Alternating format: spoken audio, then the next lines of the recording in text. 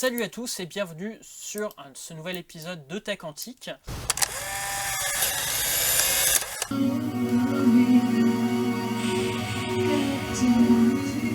Donc je vais vous parler d'une cassette qui a de l'importance pour moi. Alors logiquement c'est une cassette all stock. Il s'agit de la TDK Low Noise.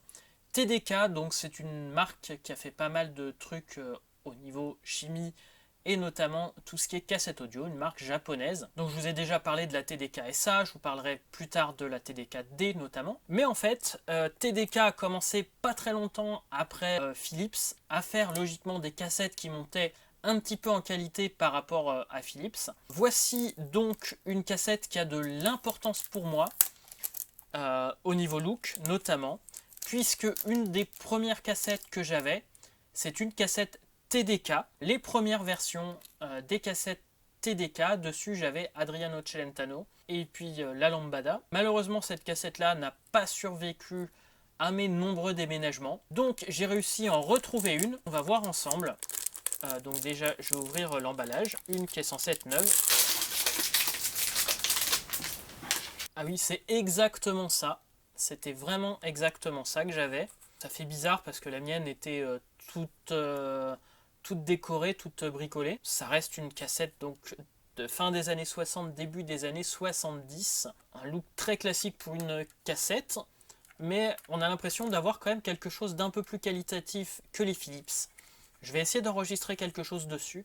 On va voir si c'est mieux que les premières Philips. Je garantis rien bien sûr au niveau de la qualité d'enregistrement, mais ça va quand même faire, j'espère, quelque chose de plutôt sympa. Donc on va voir ensemble ce que ça donne, et sur ce je vais devoir changer de pièce pour aller au niveau de tout mon matériel hi-fi.